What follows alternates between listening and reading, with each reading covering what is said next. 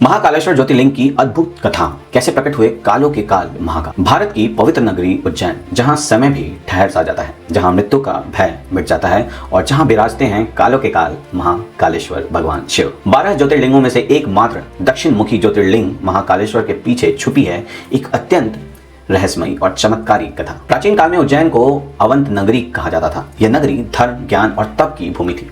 वहां एक महान ब्राह्मण रहा करते थे जो भगवान शिव के परम भक्त थे। उनके 4 पुत्र थे जो बचपन से ही शिव भक्ति में लीन रहते थे। वे प्रतिदिन शिवलिंग की पूजा करते थे, जब तप और आराधना में अपना जीवन समर्पित कर चुके थे। उसी समय रत्नमाल पर्वत पर दूषण नामक एक अत्याचारी राक्षस रहता था। उसे अपनी शक्ति पर बहुत ही अहंकार था। वह धर्म और भक्तों से घृणा करता था। जब उसे पता चला कि अवंतिका में शिव भक्त तपस्या कर रहे हैं तो वो क्रोधित हो उठा। उसने निश्चय किया कि वह शिव भक्ति का नाश करेगा। दूषण अपनी सेना लेकर अवंतिका नगरी पहुंचा और वहां के ऋषियों, ब्राह्मणों और भक्तों को सताने लगा। लोग भयभीत हो गए, लेकिन शिव भक्त ब्राह्मण और उनके पुत्र अपनी पूजा में अडिग रहे। उन्होंने कहा, हमारी रक्षा स्वयं महादेव करेंगे। जब राक्षस दूषण भक्तों का आक्रमण करने वाला था, तभी पृथ्वी कांप उठी, आकाश में गर्जना होने लगी और एक प्रचंड प्रकाश प्रकट हुआ। उस प्रकाश से स्वयं भगवान शिव महाकाल के रूप में प्रकट हुए।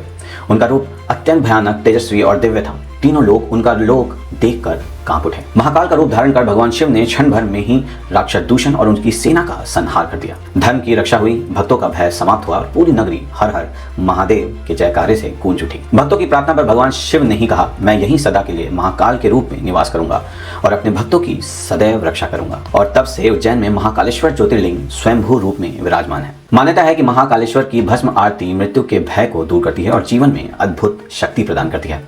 यह एकमात्र ऐसा ज्योतिर्लिंग है जो दक्षिणमुखी है और काल, मृत्यु और भय पर पूर्ण नियंत्रण का प्रतीक है। महाकालेश्वर हमें सिखाते हैं कि सच्चे भक्त की रक्षा के लिए भगवान स्वयं काल बनकर ही प्रकट हो जाते हैं। जहां श्रद्धा है वहां महाकाल है।